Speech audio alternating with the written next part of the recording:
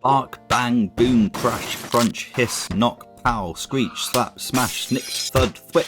Figuring out how to write sound effects can be a challenge.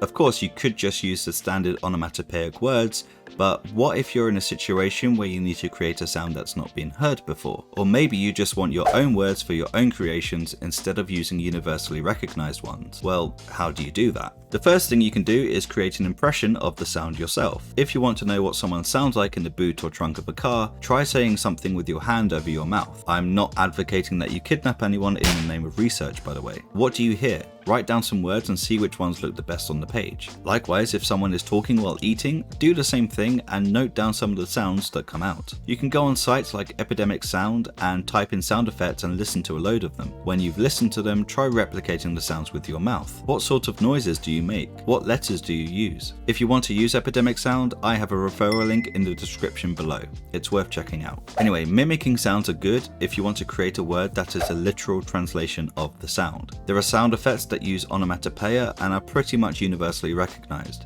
If you see the word boom on the page, that's quite an easy word to hear in your head. But something like glass breaking isn't. You could use a word like smash and that would be okay, but what's the difference between someone smashing through some glass and smashing through a concrete wall? They're both smashes, but they both sound different, right? You could replace smash with shatter and that would work just fine. But if I try mimicking glass shattering, I come up with this sound. Psh. The effects these two words have are quite different, yet they describe the same thing. If you decide that you want to mimic the sounds and create words based on those sounds, then you may be running a bit of a risk. You're assuming that the sound you're creating is accurate and that the reader will understand how to read it. You're also running the risk of tripping the reader up, interrupting their flow when it comes to reading, particularly if it's an odd or difficult to read word. If you saw this word, then it may take a few seconds for you to figure out what it's supposed to sound like, which can be more of a distraction than is necessary. See, there's a lot more to sound effects than you might think.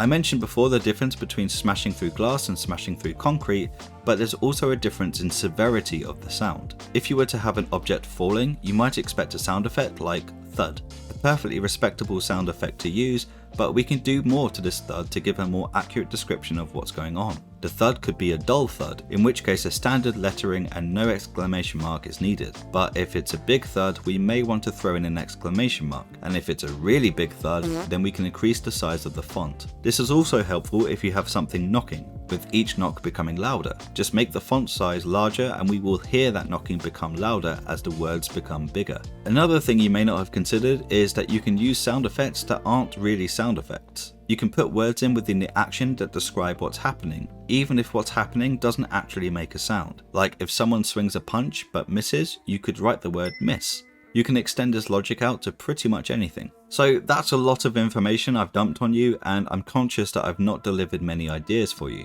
So here are some things you can do when you're considering which sound effects to add to your comic.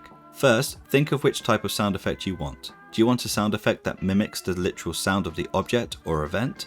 Or do you want a sound effect that describes what is happening to the object? It's the whole psht versus shatter argument. Second, if you want to create a new sound, then ask a few people to read it back to you out loud. If they all make the same noise, you're onto a winner. If they sit there struggling to read it, then you may want to change a few letters or consider a more descriptive word. Third, a sound effect can be any combination of words and letters as long as it makes sense to the reader. But figuring out the sound is only the first step, and as important as that step is, it's how you place it on the page which will have the biggest impact. Comics are visual after all.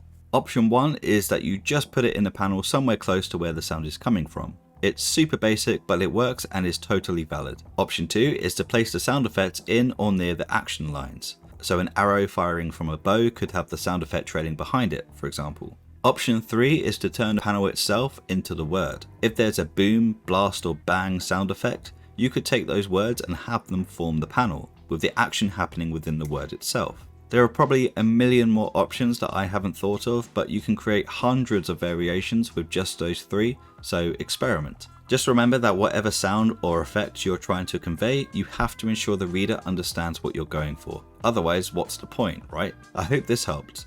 Sound effects can be pretty intimidating, but once you break them down, as we've gone through in this video, you can come up with some pretty interesting stuff. Make sure you hit that subscribe button so you don't miss out on next week's video, where I'll be talking about word balloon etiquette. I've been Brinkley, have fun drawing, and I'll see you next week.